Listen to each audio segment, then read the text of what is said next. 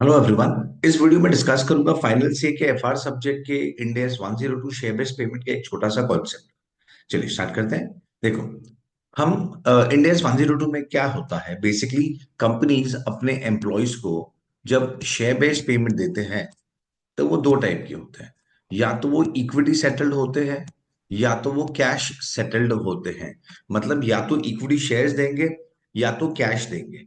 Okay, तो हम equity shares जब अक्यूमुलेट, उसके लिए हम जब प्रोविजन करते हैं, सी कंपनी अपने एम्प्लॉयज को शेयर्स इश्यू करेगा तो डिस्काउंट में इश्यू करेगा। तो वो जो डिस्काउंट है उसका हम प्रोविजन करते हैं वेस्टिंग पीरियड में। सपोज वेस्टिंग पीरियड 3 साल अगर है तो हम 3 साल में थोड़ा थोड़ा करके प्रोविजन जमा करेंगे। ओके, तो अगर सपोज हमने 3 साल में फॉर एग्जाम्पल 1000 1000 1000 का प्रोविजन क्रिएट किया। ओके, 1000 × 3, सपोज 3 साल में हमने 3000 रुपीज का प्रोविजन किया क्रिएट। और एंड में अगर एम्प्लॉयज ने ये शेयर्स नहीं लिए फॉर एग्जाम्पल, तो ये लैप्स हो जाएगा। ओके, वेस्टिंग हो गया लेकिन फिर एम्प्लॉयज ने उसे एक्सरसाइज नहीं किया, तो ये लैप्स हो जाएगा। तो ये जो एसबीपी रिजर्व में पैसा पड़ा है, प्रोविजन है, जो प्रोविजन जमा हुआ है, उस प्रोविजन का क्या करोगे? वो प्रोविजन की तो अभी जरूरत नहीं है, तो हम उसे रिटेन्ड अर्निंग्स में ट्रांसफर कर देंगे। मतलब जब लैप्स हो जाता है तो हम उसे रिटेन्ड अर्निंग्स में ट्रांसफर करेंगे। लेकिन यही चीज जब जब कैश सेटल्ड एसबीपी में होती है, सपोज सेम मैं बताता हूँ कि चलो सेम 1000 रुपीज का मैंने प्रोविजन क्रिएट किया एवरी ईयर से 3000 रुपीज का टोटल मैंने प्रोविजन क्रिएट किया। अब 3 साल बाद ऐसा हुआ कि एम्प्लॉयज ने इसे एक्सरसाइज नहीं किया। नॉर्मली कैश में होगा नहीं, ये तो जस्ट मैं प्रोविजन एक्सप्लेन करने के लिए बता रहा हूँ, क्योंकि कैश तो लोग लेंगे ही।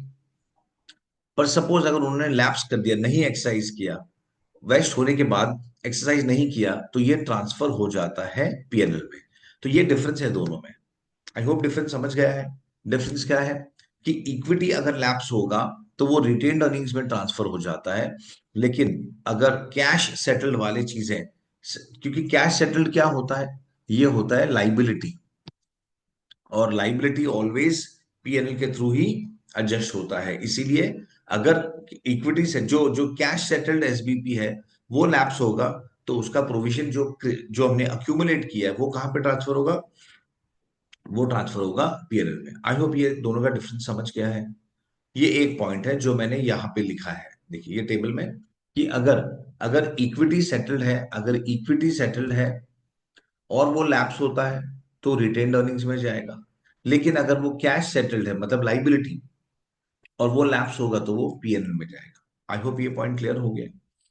लेकिन रिवर्सल में रूल देखो क्या है, रिवर्सल में दोनों पीएनएल में जाता है। रिवर्सल मतलब क्या होता है?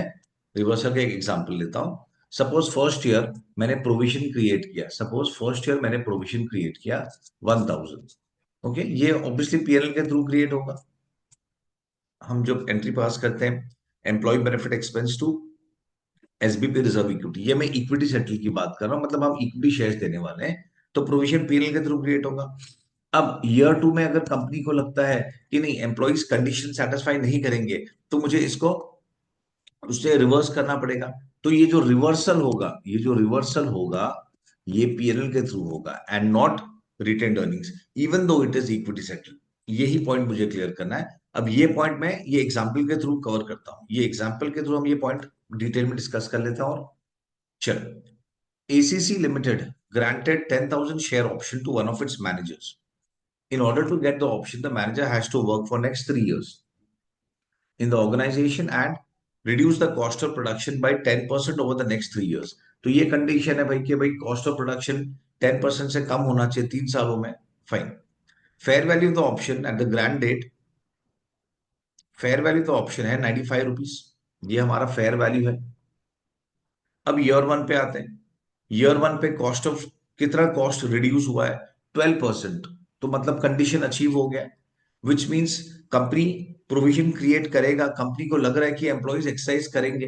तो चलो, एंट्री फर्स्ट ईयर, प्रोविजन का पहले अमाउंट देख लेते हैं। अमाउंट क्या होगा? हम कितना शेयर्स देने वाले? 10,000 share option to one of its manager. एक ही एम्प्लॉय है, उसे हमें 10,000 शेयर्स देना है। तो हम 10,000 शेयर्स इंटू वन, क्योंकि एक ही बंदा है, और फेयर वैल्यू है 95,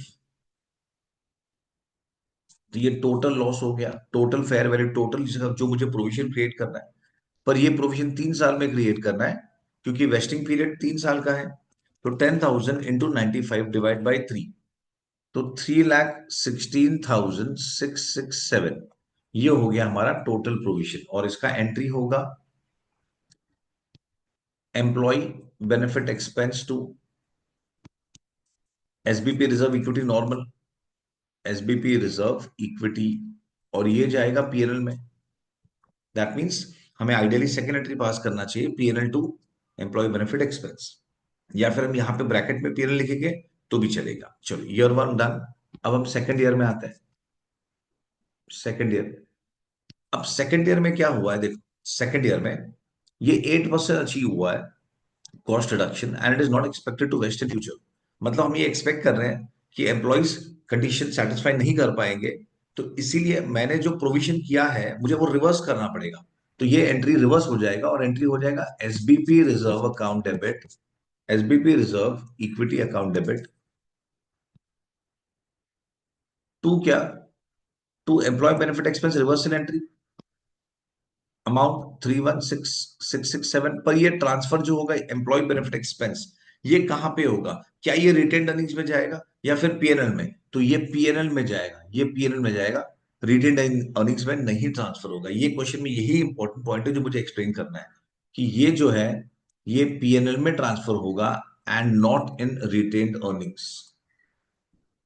मैं रूल फिर से समझा देता हूं, यहां पे रूल देखो, रूल क्या है कि अगर इक्विटी सेटल्ड लैप्स होगा तो रिटेन्ड अर्निंग्स में है। मतलब कि अगर 3 साल का मैंने प्रोविजन कर दिया, वेस्टिंग पीरियड फिनिश हो चुका है, एम्प्लॉयज के पास सपोज 6 मंथ्स का एक्सरसाइज पीरियड है, लेकिन एम्प्लॉयज उसे एक्सरसाइज नहीं करते, परचेज नहीं करते हैं, तो वो लैप्स हो जाएगा।